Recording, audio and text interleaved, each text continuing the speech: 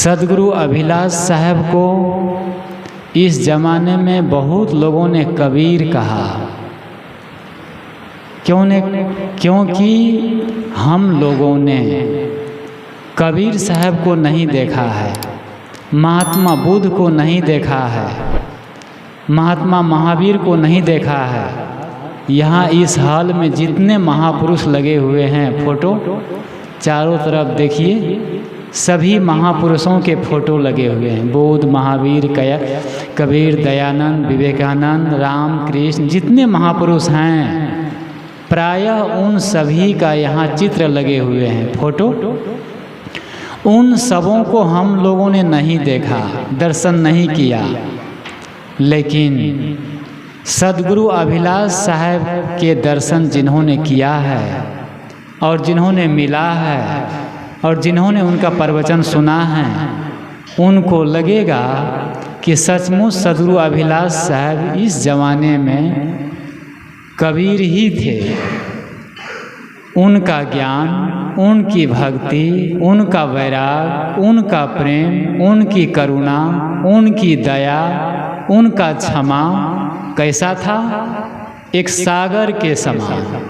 जैसे सागर होता है तो सागर में अनेक तरफ से, अनेकों ओर से नदियां आती है और मिल जाती है। उस नदी में गंदे पानी होते हैं, मटमैला पानी होते हैं, और सब समुद्र में मिल जाता है और सब सागर बन जाता है।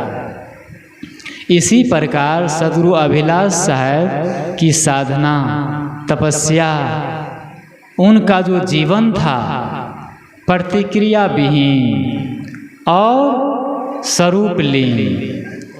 कबीर साहब ने जो कहा है कि दास कबीर जतन से ओढ़ी, ज्यों की त्यों धर दिनी चदरिया, झीनी रे झीनी बिनी चदरिया। ये भजन प्रसिद्ध है। कबीर साहब के लिए कहा जाता है कि ज्यों की त्यों धर दिनी चदरिया, अर्थात ये शरीर रूपी चादर कबीर साहब ने कोई दाग नहीं लगने दिया। कबीर साहब के जीवन में कोई दाग नहीं।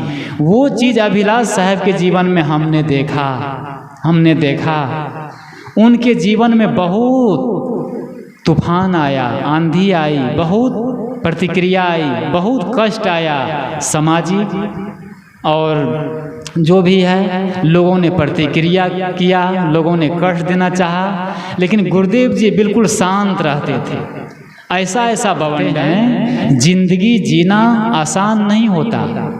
कौन है जो दुनिया में परेशान नहीं है? समस्या से भागे फिरते हो, यह जिंदगी का निदान नहीं है। और पैसे से चैन मिल जाए, दुनिया में ऐसी कोई दुकान नहीं है। तो इस संसार में सबके जीवन में समस्या है, सबके पास कुछ दुख है, कष्ट है, तकलीफ है, उलझन है। तो गुरुदेव जी के पास, उनके जीवन में देखा कि गुरुदेव जी को लोग कटु कहने वाले, निंदा करने वाले, अपशब्द कहने वाले, गाली देने वाले और भयंकर अपमान करने वाले भरी। राजस्थान में थे हम लोग, गुरुदेव जी के साथ में सभा थी, बहुत कई हजार भीड़ थी। गुरुदेव जी प्रवचन किए और प्रवचन जैसे समाप्त हुआ, एक बूढ़ा आदमी 70 साल का उठा और गुरुदेव जी को सभा में ही उल्टा पुल्टा कहने लगा और कहा कि आप कहते हैं सबको ब्रह्मचारी बन जाओ, सबको साधु बन जाओ, सब लोग साधना करो। तो सब लोग जब ब्रह्मचारी बन जाएंगे तो ये दुनिया कैसे चलेगी, ये सृष्टि कैसे चलेगी? तो वो गुस्सा में कह रहा था, लाठी लिया था हाथ में। तो लोगों ने उसको पकड़ा, उस बूढ़ा को। तो गुरुदेव जी ने कहा इसको छोड़ दो, मेरे पास आने दो। तो वो आया। तो उसका प्रश्न था कि सब लोग साधु हो जाएंगे, सब लोग साधना करने लग जाएंगे, ये सृष्टि कैसे चलेगी, दुनिया कैसे चलेगी? तो गुरुदेव जी ने कहा ऐसा करो, तुम्हारी उम्र कितनी है? तो कहा 70 साल। तो कहा तुम आज से ब्रह्मचारी बन जाओ, चलो हमारे साथ। तो बूढ़ा कहता है नहीं, मैं नहीं जा सकता हूँ। अब 70 साल के बूढ़ा को वो साधु नहीं हो सकता है, घर द्वार नहीं छोड़ सकता है, और उसको चिंता है कि ये सब साधु हो जाएंगे तो दुनिया कैसे चलेगी। तो ये कहते हैं ना, संसार क्या है? पागल खाना। ये दुनिया कैसी है? पागलों का पागल खाना। और उस पागल खाना में कोई डॉक्टर आ जाए सबको ठीक करने के लिए, तो सारे पागल कहने लगते हैं ये डॉक्टर का दिमाग खराब हो गया है, डॉक्टर ही पागल है। आज समाज की स्थिति यही है, समाज की परिवार की स्थिति। आपके गांव में समाज में संत जाते हैं, कहते हैं कटु मत बोलो, गुस्सा मत करो, क्रोध मत करो, सास बहू में झगड़ा मत करो, भाई भाई में झगड़ा मत करो, और बढ़िया से रहो, सुबह शाम उठ करके सास ससुर के पाँव छुओ, है ना, कहते हैं। तो लोग लगता है ये नई पीढ़ी को कि बाबा लोग आए दिमाग खराब हो गया। मतलब ज्ञान की बातें, शांति की बातें, अच्छी बातें आदमी को कहो तो लगता है इसका दिमाग ही खराब हो गया है। तो गुरुदेव जी ने उसको कहा कि तुम आज से साधु बन जाओ, अब तुम मृत्यु के करीब हो गए हो। तो उसने कहा मैं साधु नहीं हो सकता हूँ, घर द्वार नहीं छोड़ सकता हूँ। ये उसके लिए नहीं है, हम सब के लिए, जितने हैं वो चाहे महिला हो, पुरुष हो, देवी हो, देवता हो, सबके लिए बात है। मैं कह रहा था गुरुदेव जी की जीवनी, गुरुदेव जी का जीवन में मैं देखा प्रतिक्रिया विहीन। कोई उनको कटु कहते हैं, गुरुदेव जी को लगता ही नहीं कि ये कटु, उसको कोई उत्तर नहीं। ये सब मैंने देखा अपनी आँखों से। तो प्रतिक्रिया विहीन संत का जीवन, महापुरुषों का जीवन, सज्जन का जीवन, एक तपस्वी का जीवन कैसा होता है? प्रतिक्रिया विहीन। प्रतिक्रिया का अर्थ होता है आपको कोई गाली दे रहा है, आपको कटु कह रहा है, आपसे कोई झगड़ा करने आ गया है, ठीक है ना, क्या करेंगे? कुछ ना बोलो, मुस्कुरा के बोलो, शांत रह जाओ। कितने लोग को हिम्मत है ऐसा करना कि कोई हम पर अंगारे फेंके, कोई गुस्सा करे, कोई क्रोध करे, कोई हमको गाली दे और हम सह ले? इतनी शक्ति तो साहब लाखों में हजारों में कोई कोई हो सकता है। हम तो कहते हैं कि जो मोहि मारा ताही मैं मारा, तो जो मुझे मारा उसको मैं मारा, तब क्या होगा? वो भी मारा तो हम भी मारा, तो क्या होगा? लंका कांड शुरू होगा। आज घर में, परिवार में क्या होता है? थोड़ी थोड़ी बातों में लड़ाई झगड़ा, गुस्सा, सास बहू में, पिता पुत्र में, गोतनी गोतनी में, देवरानी जेठानी में, ननद भाज में, यही तो है विवाद का कारण। तो प्रतिक्रिया विहीन गुरुदेव जी एकदम अपने आप को हमेशा प्रतिक्रिया विहीन। और दूसरा, वे हमेशा, उनका साधना क्या थी? प्रतिक्रिया विहीनता और स्वरूप लीनता। अपने स्वरूप में, अपनी आत्मा में, अपने आप में शांत रहना। गुरुदेव जी से मिलने जो भी भक्त जाते थे, साधक भक्त साधु जो भी, तो गुरुदेव जी से मिलते ही उनको ऐसा लगता था कि मुझे बहुत अच्छा लग रहा है, बहुत शांति मिल रही है। और गुरुदेव जी से जो भी मिलने जाता था साधक, गुरुदेव जी का ही हो जाता था। और वो जाता था 10 मिनट के लिए और आधा घंटा बीत जाता था।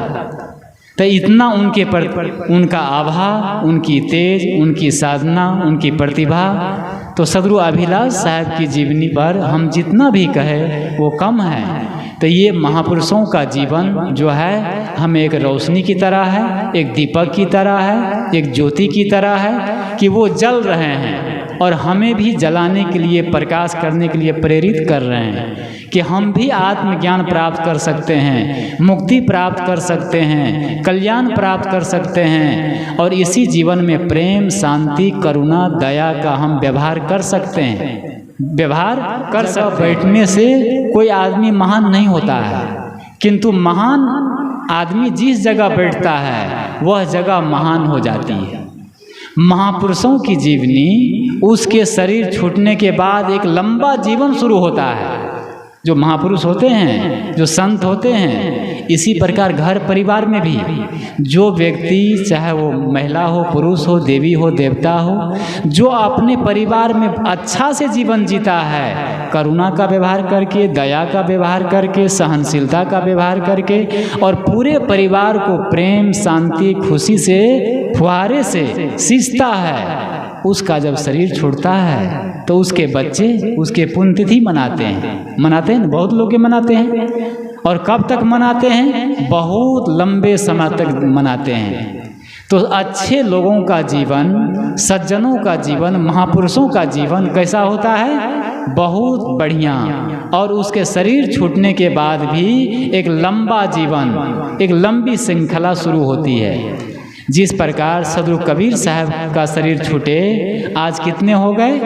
624 की 25 वर्ष, 625 वर्ष सदगुरु कबीर साहब के शरीर छूटे हो गए। लेकिन उनका जीवन कितना था? 120 वर्ष। तो 120 वर्ष उनकी उम्र थी, लेकिन जयंती कब तक याद, कब तक कर रहे हैं? 625 साल तक हम लोग अभी याद कर रहे हैं और अभी करते रहेंगे। तो कितना लंबा, जो आदमी साधना करके तप करके अच्छा जीवन जीता है, वो चाहे संत आश्रम में हो, परिवार में हो, उसका जीवन अमर हो जाता है, उसका जीवन अमर हो जाता है।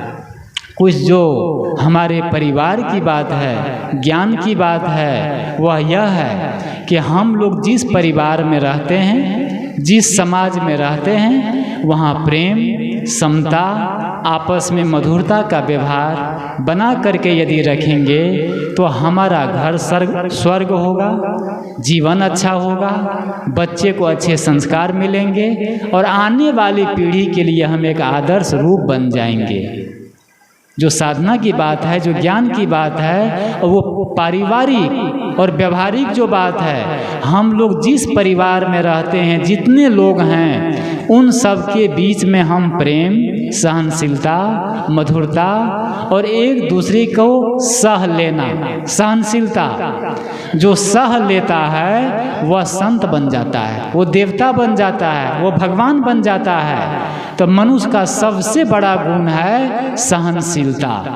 हम लोग जिस परिवार में रहते हैं, वहाँ आज से एक हम गुण, एक मंत्र अपने जीवन में लागू करें कि हमें सहना है। किसी ने पूछा है कि कब तक सहे, परिवार में हैं तो कब तक सहेंगे? 1 दिन, 2 दिन, सप्ताह, 2 महीना, 3 महीना, 1 साल, 2 साल, तो बाबा कब तक सहेंगे? है ना, घर में खटपट हो रहा है, लड़ाई झगड़ा हो रहा है, कब तक सहेंगे? बच्चे कहा नहीं मानते, सास बहू में झगड़ा है, तो कब तक सहेंगे? तो उत्तर ये दिया जाता है कि जब तक जीवन है तब तक सहना है, जब तक जियो तब तक सियो, जब तक जीना है तब तक हमें सीते रहना है। पहले ज़माना में क्या होता था? कपड़ा फट जाता था, शर्ट पैंट साड़ी जो भी, तो ये मशीन नहीं होती थी, तो क्या करते थे? सुई धागा से सिलते थे। तो इसी प्रकार परिवार में जो टूटन है, जो मनमुटाव है, जो आपस में जो तनाव है, इसको शांत करने के लिए, अच्छा बनाने के लिए ये सत्संग है।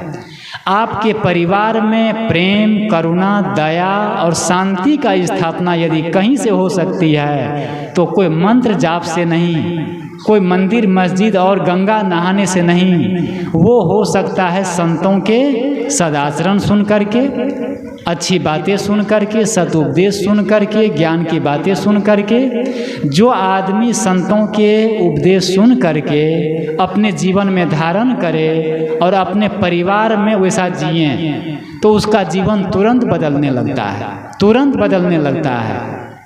तो ये संतों की बातें। देखिए, समस्या आप लोग कहेंगे समस्या है, गृह कारज नाना जंजाला। क्या कहते हैं? गृहस्थी में नाना प्रकार के जंजाल है, बहुत उलझन है, बहुत झंझट है। आज ये दुख है, कल वो दुख है, परसों वो दुख है। क्या गृहस्थी में दुख ही दुख है, लोग कहते हैं। राजस्थान में कार्यक्रम चल रहा था गुरुदेव जी का, तो हम लोग जा रहे थे कार्यक्रम में। तो सुबह सुबह एक जगह से दूसरी जगह जा रहे थे, तो गुरुदेव जी आगे में बैठे थे कार में, बीच में हम लोग बैठे थे, ड्राइवर गाड़ी चला रहा था। तो ड्राइवर गाड़ी गुरुदेव जी से पूछता है कि गुरुदेव कुछ बता दीजिए हमारे लिए, बहुत दुख है, बहुत टेंशन है, मैं बहुत अशांत हूँ। तो गुरुदेव जी ने कहा अभी चलो, अभी गाड़ी में रास्ते में हैं, वहाँ पहुँच के बताएंगे। वो ड्राइवर बोला कि समय नहीं है मेरे पास महाराज, कुछ बता दीजिए। वो कुछ पूछने लगा, तो गुरुदेव जी थोड़ा थोड़ा बताए उसको, चलते चलते थोड़ा संक्षेप में। फिर कहे कि शांत रहो, गम खाओ, सहनशीलता का व्यवहार करो बाबू, ऐसा ही है संसार। तो वो लड़का उत्तेजित होके बोलता है ड्राइवर कि महाराज आप क्या जाने घर गृहस्थी की बात, आप तो ठहरे साधु महात्मा, अरे जब से हुई है शादी आंसू बहा रहा हूँ और गले में पड़ी है आफत उससे निभा रहा हूँ। वो लड़का कहता है ड्राइवर कि जब से हुई है शादी तब से आंसू बहा रहा हूँ, तब से रोना रोना रोना दुख ही दुख है। आप तो संत महात्मा समझे। लोग कहते हैं बाबा लोग को क्या लगता है, कुछ तो है नहीं, गाय न बाछी नींद लागे आछी। बात वो सही कहते हैं। कबीर साहब ने क्या कहा, चाह गई चिंता मिटी मनवा बेपरवाह, जिनको कुछ नहीं चाहिए सोई शहंशाह। अब यहाँ कुछ नहीं चाहने का अर्थ ये नहीं है कि कपड़े नहीं चाहिए, भोजन नहीं चाहिए, मकान नहीं चाहिए, ये अर्थ नहीं है। यहाँ भौतिक अर्थ नहीं है। रोटी कपड़े मकान सबको चाहिए, ठीक है ना, सबको चाहिए। कुछ नहीं चाहिए का अर्थ है कोई चिंता, कोई अशांति, कोई गुस्सा, कोई क्रोध, कोई माया मोह आसक्ति, यही दुख का कारण है। आप लोग परिवार में हैं और जितना आप लोग निष्प्रिय रहेंगे, न्यूट्रल रहेंगे, बहु सेवा करे तो धन्यवाद, न करे तो भी धन्यवाद। पाँव में तेल लगावे दबावें तो आशीर्वाद दीजिए, और नहीं लगावे तो भी आशीर्वाद, ठीक है। बेटा है, सोचते हैं हमने जन्म दिया, पालन पोषण किया, पढ़ाया लिखाया, नौकरी लगाया और मेरी आज्ञा नहीं मानते हैं, ये ऐसा नहीं। आपका कर्तव्य था कि आप उनको जन्म दिए, पाले पोसे, पढ़ाए लिखाए, नौकरी में लगाए। अब वो आज्ञा मानता है तो धन्यवाद दीजिए, और नहीं मानता है तो भी धन्यवाद दीजिए। उससे कोई अपेक्षा मत रखिए, तब क्या रहेंगे, तब सुखी रहेंगे। और जब अपेक्षा रखेंगे, मन में आशा रखेंगे, तो आशा ही तो दुख का कारण है। बहुत लंबी आशा माता पिता रखते हैं बच्चों से कि क्या बताएं, बच्चा को पढ़ा लिखा रहे हैं, बड़ा हो जाएगा, शादी होगी, बहू आएगी, फिर तो क्या पूछना, बढ़िया भोजन बनाएगी, 56 प्रकार की व्यंजन गरम गरम और भोजन कराएगी, पाँव में तेल लगाएगी और बढ़िया सेवा करेगी, है ना। मन में उम्मीद खूब लंबा लंबा, लंबी लंबी उम्मीद, लंबी लंबी आशाएं और लंबी लंबी सुख का महल, है ना, मकान बना के रखे हैं। और होता क्या है, बस जैसे जैसे बड़ा होता है, शादी होती है, उल्टा हो जाता है। फिर तो सब आशा के महल जो है ना, वो सब भाड़ा करके गिर जाता है। तो यहाँ कहते हैं कि न्यूट्रल, देखो गाड़ी चलाते हैं, गाड़ी मोटरसाइकिल कार, तो गाड़ी जब तक गियर में है तब तक चलती रहेगी, चलती रहेगी, पेट्रोल जलता रहेगा। लेकिन जैसे न्यूट्रल कर दीजिए तो गाड़ी रुक जाएगी और पेट्रोल नहीं जलेगा, अब बस गाड़ी चलेगी नहीं। इसी प्रकार 24 घंटे में हम लोग को अपने दिमाग को, अपने मन को कैसा करना चाहिए, न्यूट्रल, एकदम शांत, रिलैक्स। इसको कहते हैं हम ध्यान। ध्यान 24 घंटा हम कुछ समय निकालें और अपने मन मस्तिष्क में जो गर्दा गुब्बार गुस्सा क्रोध तेजाब आ गया है ना, उसको क्या करना है, फॉरवर्ड कर देना। ध्यान में बैठेंगे, मेरा कुछ नहीं है, मैं शांत आत्मा हूँ, मैं खुश हूँ, मैं प्रसन्न हूँ, मेरे पास कोई कमी नहीं है। प्रकृति ने, परमात्मा ने, विधाता ने हमें सब कुछ दिया है, सब कुछ भरपूर है मेरे पास। इस प्रकार जब सोचेंगे कि हमारे पास भरपूर है तो क्या होगा, आप सुखी हो जाएंगे। और जैसे सोचेंगे ये नहीं मिला, ये नहीं मिला, ये नहीं मिला, तो क्या होगा, दुख शुरू। जैसे हमारा मन सोचने लगता है कि ये नहीं मिला, ये नहीं मिला, ये दुख है, ये अभाव है, ये अभाव ही दुख है। इसीलिए कहते हैं कि अभाव में मत जियो, अभाव में नहीं, स्वभाव में जियो। ना अभाव में जियो, ना प्रभाव में जियो। जिंदगी आपकी है, स्वभाव में जियो, स्वभाव में जियो। मनुष्य क्या करता है, हम क्या करते हैं, या तो अभाव में जीते हैं या फिर किसी के प्रभाव में जीते हैं। अभाव, धन का अभाव, पैसे का अभाव, मकान का अभाव, बच्चे का अभाव, सेवा नहीं करते हैं उसका अभाव, ठीक है ना। अभाव अभाव, दुख दुख, शिकायत शिकायत, सबके जीवन में। आप लोग यहाँ जितने लोग बैठे हैं और ये बातें सुन रहे हैं, सीने पर हाथ रख के ठंडे दिल से अगर विचारिए तो मन क्या चिंतन करता है। मन अभी भी सोचता है, देखो भवन है, मकान है, बैंक बैलेंस है, बच्चे हैं, सब कुछ बढ़िया है, इसके बाद भी मन का चिंतन क्या है? अभाव। ये और हो जाता, ये ऐसा हो जाता, मतलब अभाव, ये मन में अभाव बना रहता है।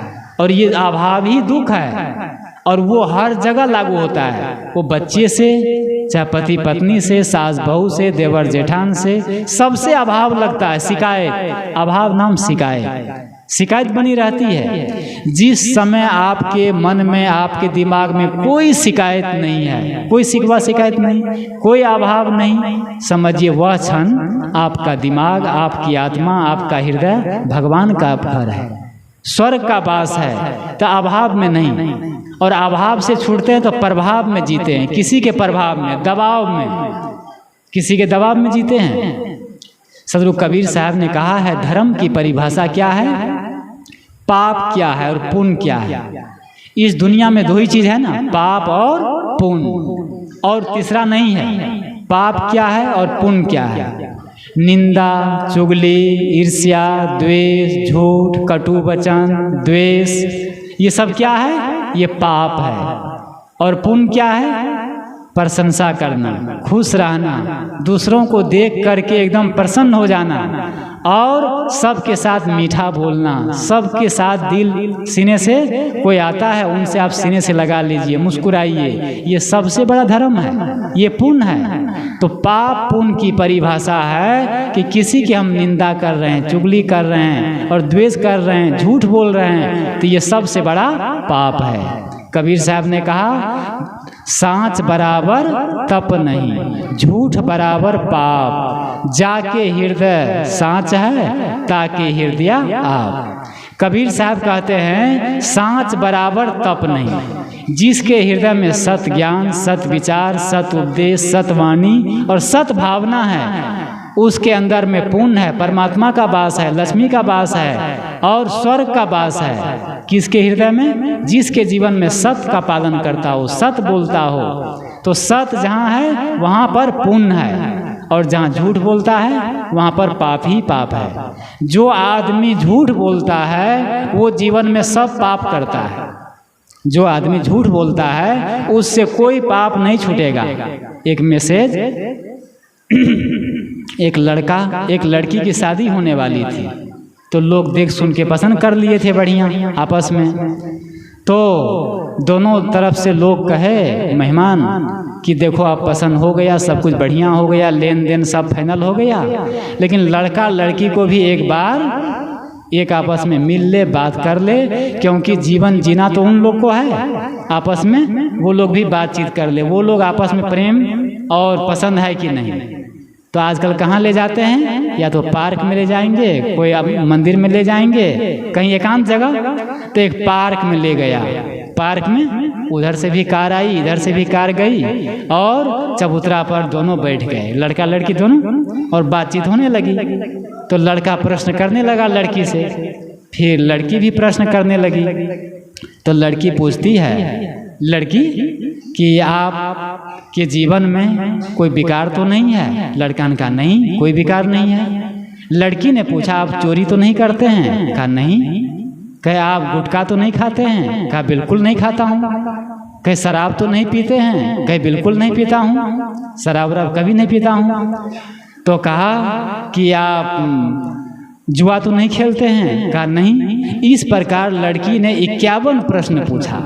लड़की मतलब एक एक दोष जितने था ना, वो सारे दोष पूछ ली कि आप में चोरी, हिंसा, व्यभिचार, शराब, कबाब, मांस, मछली, गुटखा, जुआ, जो भी है ना आप। तो लड़का ने कहा, मैं कुछ भी नहीं खेलता हूँ, ये सब कुछ नहीं करता हूँ। तो लड़की ने कहा, अच्छा श्रीमान जी, आप ये बताइए, आपके जीवन में कोई बुराई नहीं है, कोई दोष नहीं है? बहुत ध्यान से सुनिएगा ये बात। लड़की पूछती है कि क्या आपके जीवन में आप जो बताते हैं विशेषता कि मेरे में कुछ नहीं, न चोरी करता हूँ, न शराब पीता हूँ, न जुआ खेलता हूँ, न गुटखा खाता हूँ, कुछ भी नहीं। तो लड़की ने कहा कि आप एक शब्द में बता दीजिए मुझे कि आपके जीवन में कोई दोष नहीं है। लड़की पूछती है कि आपके जीवन में कोई दोष नहीं है? लड़का ने गंभीर होकर कहा, हाँ मेरे में एक दोष है। लड़का कहता है केवल एक ही दोष है मेरे में। लड़की ने कहा बताइए क्या दोष है? और लड़का कहता है कि मैं झूठ बोलता हूँ। लड़का कहता है मैं झूठ बोलता हूँ। इसका मतलब क्या हुआ? इसका मतलब हुआ कि मैं चोरी भी करता हूँ, शराब भी पीता हूँ, गुटखा भी खाता हूँ, सब काम करता हूँ। क्या कहा वो? मैं झूठ बोलता हूँ। जब आप झूठे बोलते थे मतलब सब, मतलब जितने विशेषता थी, जितने गुण थे, सद्गुण, जितनी महानता, वो सब पर पानी फिर गया, सब बेकार। यदि हम धर्म करते हैं, ये कहानी से क्या अर्थ हुआ? हम पूजा करते हैं, भक्ति करते हैं, संतों के पास जाते हैं, व्रत रहते हैं, एकादशी रहते हैं और अपने आप को साधु महात्मा सज्जन मानते हैं, बढ़िया, लेकिन झूठ बोलते हैं तो क्या हुआ? वो सब बेकार हो गया। कबीर साहब इसीलिए कहा कि झूठ बराबर पाप। कितनी बड़ी बात है ये। झूठ जो बोलता है वो सब पाप करता है। ये जो कहते हैं कि कल, छपट, द्वेष, ईर्ष्या, ये इनके मूल में है झूठ। जो आदमी झूठ बोलेगा वो छल भी करेगा, द्वेष भी करेगा, ईर्ष्या भी करेगा, वो करेगा कुछ, आपसे कहेगा कुछ, है ना? वो बोलेगा कुछ, करेगा कुछ, सोचेगा कुछ, क्योंकि झूठ बोलता है ना। झूठ बोलता है तो वो सब कुछ कर सकता है। तो मैं कह रहा था कि दुनिया में पाप क्या है? पाप है झूठ बोलना, और पुण्य क्या है? सत बोलना। जो सत बोलता है वो हमेशा पुण्य का काम करता है। तो हम सबको अपने जीवन में संतों के पुण्यतिथि और गुरुदेव जी के पुण्यतिथि के अवसर पर हम लोग यहाँ उपस्थित है। जो मैं पारिवारिक बात कह रहा था कि अपने घर में, परिवार में आप लोग जितने लोग हैं, सब लोग आश्रम में आके सब दिन सत्संग नहीं कर सकते, घर में रहना है। तो घर का जीवन प्रेम पूर्ण हो, शांतिपूर्ण हो, इसके लिए सहनशीलता, मैत्री और करुणा, दया का व्यवहार करें और अपने जीवन में, घर में सबका सहे। एक हम में सद्गुण आ जाए, सहनशीलता, तो समझिए कि आपका घर स्वर्ग बन जाएगा। ज़्यादा कुछ नहीं।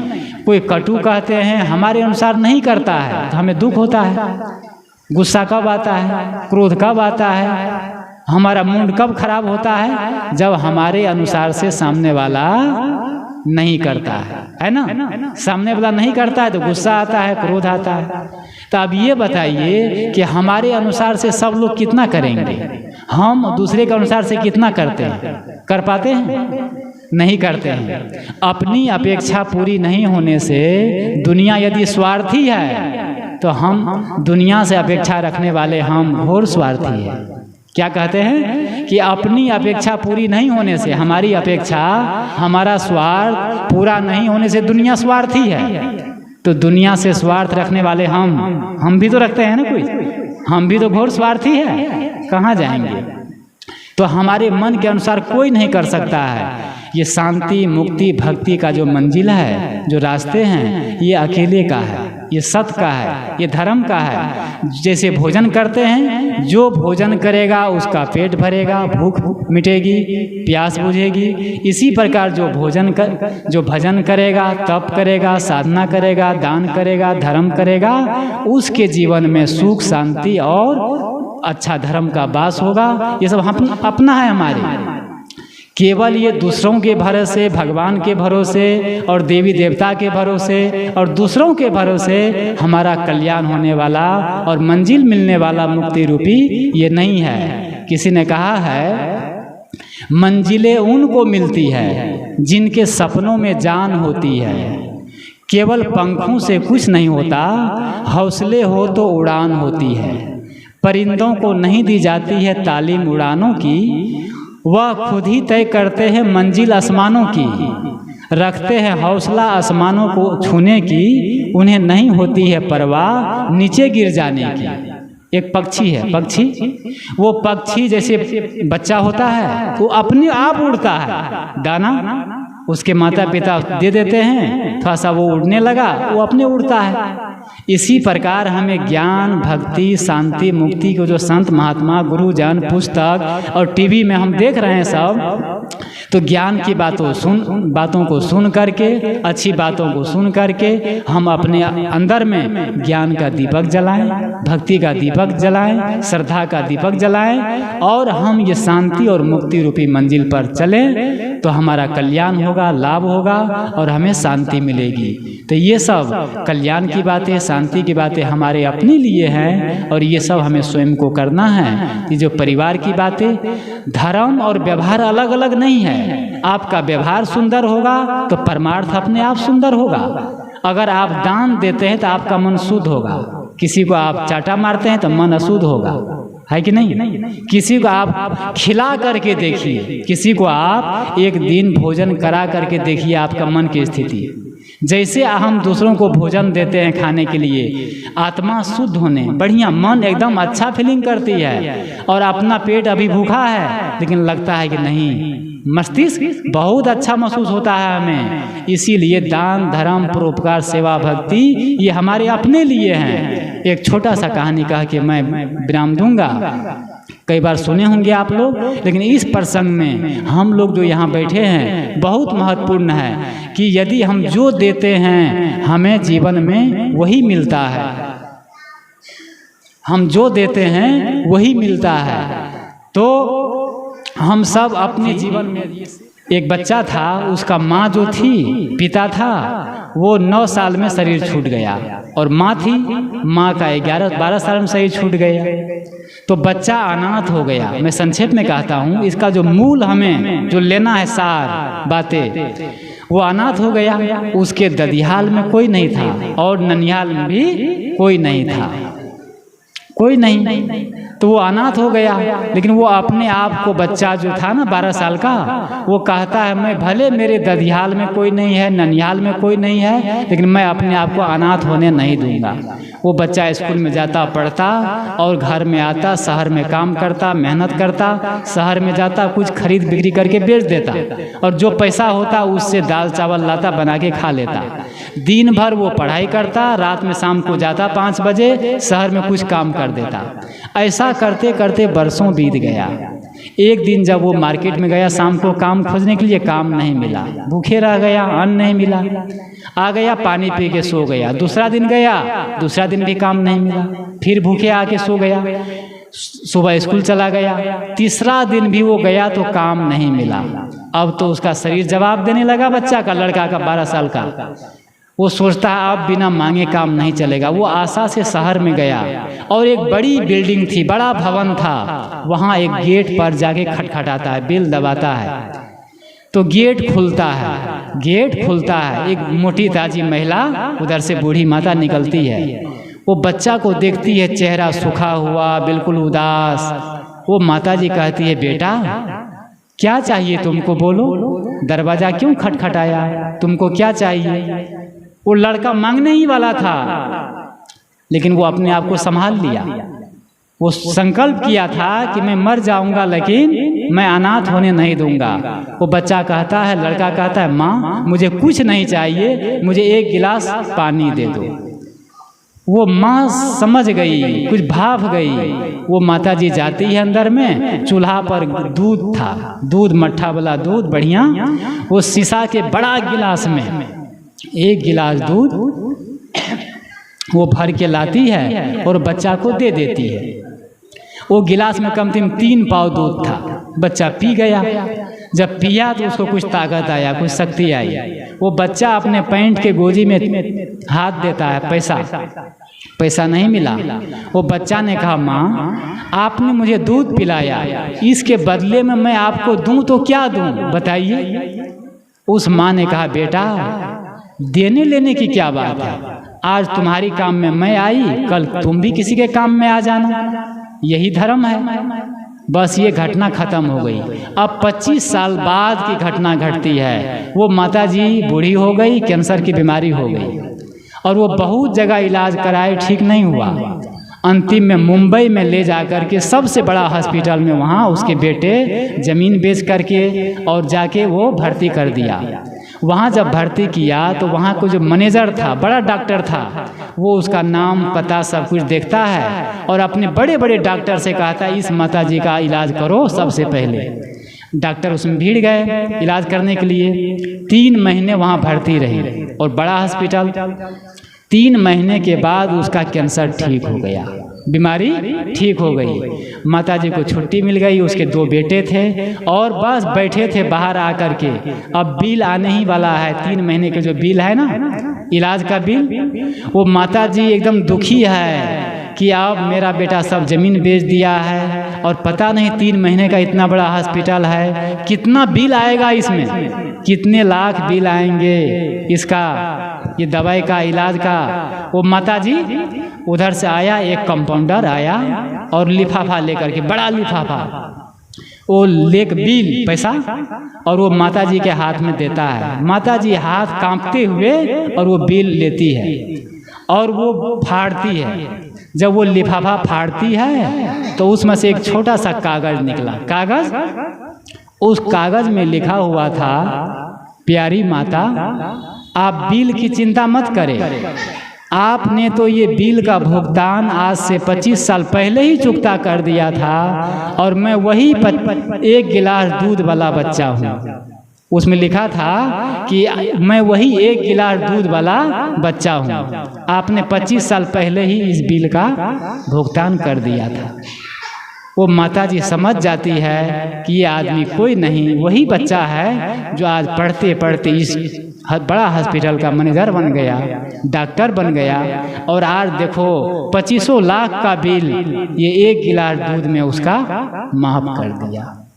ये क्या है जो ये कहते हैं कि धर्म, हम एक हाथ से देते हैं तो 10 हाथ से प्रकृति परमात्मा हमें जीवन में हमें मिलता है। ये सब कोई खिस्सा कहानी नहीं, ये सब एक घटना होती है।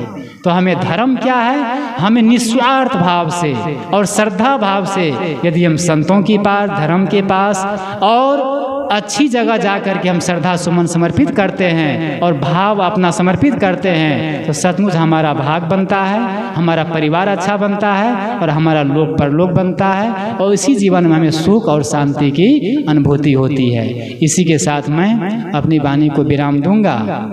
यहाँ आप लोग आज देखो, बहुत हम लोग सोचते थे कि लोग आएंगे कि नहीं, मौसम खराब है और ज़्यादा प्रचार नहीं किए, लोग कैसे आएंगे कि नहीं। आप लोगों की श्रद्धा, समर्पण, भावना, भक्ति इतनी एकनिष्ठ है कि यहाँ जब जब सत्संग होता है तो आप लोग अपने घर के सारे काम छोड़ करके और पैसे खर्च करके, समय लेकर के और पूरे समय लगाते हैं, पैसे लगाते हैं, शक्ति लगाते हैं और यहाँ आश्रम में आते हैं। बहुत दूर दूर से लोग आए हैं, कुर्साकाटा से 2 टेम्पो आया है, यहाँ से 85 किलोमीटर दूर है और वहाँ से लोग आए हुए हैं और अररिया से और भी दूर दूर से लोग आए हैं। सब उन लोग को बहुत बहुत शुभकामनाएं हैं। बहुत बहुत ये इतनी समर्पण भंडारा है श्री सुखदेव बाबू की, श्री सुखदेव साहब की। छत्तीसगढ़ और सब जगह गए थे और उनकी मनोकामना थी कि गुरुदेव जी की पुण्यतिथि पर भंडारा हो, तो उनकी ओर से है। और देखो उन सब कुछ तो उनकी ओर से है ही है। आश्रम भी बड़ा कार्यक्रम होता है, उसके बाद भी जो भी छोटा मोटा जो भी है टूटा फूटा सबको बांटते रहते हैं, बनाते रहते हैं। उसके बाद और लोग जितने हैं सबका सहयोग की भावना। उनके बड़े भाई है श्री बलदेव प्रसाद बाबूजी, उनका भी भावना, वृद्ध हो चुके हैं, इतना शरीर असमर्थ है, लेकिन सत्संग के प्रति, इस आश्रम के प्रति, धर्म के प्रति, संतों के प्रति एक निष्ठ भावना हो। जी सुबोध जी, जितने लोग हैं सब लोग, और यहाँ और भी बहुत लोग हैं, तो सबको बहुत बहुत शुभकामनाएं हैं, साधुवाद हैं कि ऐसी आप लोग की भक्ति, भावना, श्रद्धा, प्रेम बनी रहेगी तो निश्चित ये आश्रम से लोगों का एक अच्छा जन समाज बनेगा, अच्छा मैसेज जाएगा और लोगों का कल्याण शांति में आप लोग सब सहभागी बनेंगे और लोक परलोक भी अच्छा बनेगा। इसी के साथ मैं अपनी वाणी को विराम देता हूँ।